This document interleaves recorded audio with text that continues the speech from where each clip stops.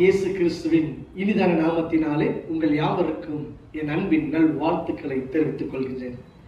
கர்த்தர் நல்லவர்.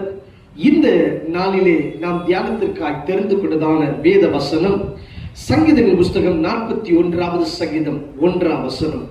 சிறுமைப்பட்டவன் மேல் சிந்தையுள்ளவன் பாக்கியவான், தீங்கு நாளில் கர்த்தர் அவனை விடுவிப்பார்.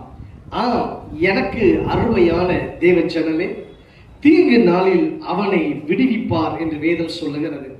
இந்த சத்தத்தை கேட்டுக்கொண்டிருக்கிற அருமையான தேவ ஜனமே, ஒருவேளை எந்த தீங்கின் பாதையிலே நீங்கள் கடந்து போனாலும் சரி, எந்த ஒரு ஆபத்தின் சூழ்நிலையிலே நீங்கள் கடந்து போனாலும் சரி, விடுவிக்க வல்லவர் என் ஆண்டவராகிய இயேசு ஒருவரே.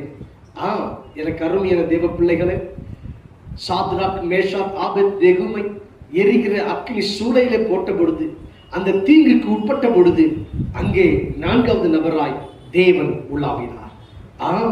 உங்களை நெருப்பு என்கிற தீங்கு தீண்ட நினைத்தாலும் உங்களை தீண்ட முடியாது. வசனம் சொல்லுகிறது, அக்கினியின் மனம் அவர்கள் மேல் வீசவில்லையா?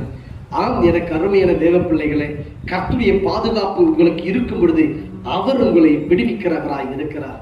சிங்க கெபியிலே தானியேலை தூக்கி போடும் பொழுது, தானிக்கு விரோதமாய் எழும்பினவர்கள் தானியேல் மேல் குற்றம் சாட்டி, ஒரு உண்மையுள்ள தானியேல் மேலே குற்றம் சாட்டி அவனை சிங்க கெபியிலே போட்டார்கள்.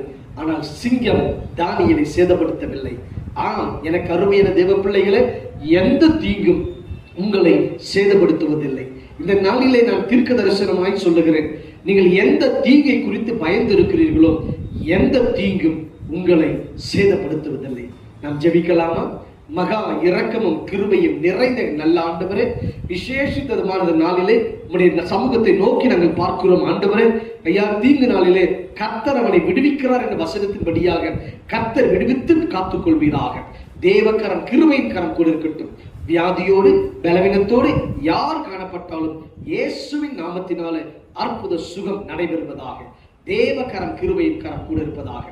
உன்னதர் இயேசுவின் நாமத்தில் ஜெபிக்கிறோம் நல்ல பிதாவே. Amen. Amen. Praise the lord. கர்த்தர் வார்த்தையின்படி உங்களை ஆசீர்வதிப்பாராக.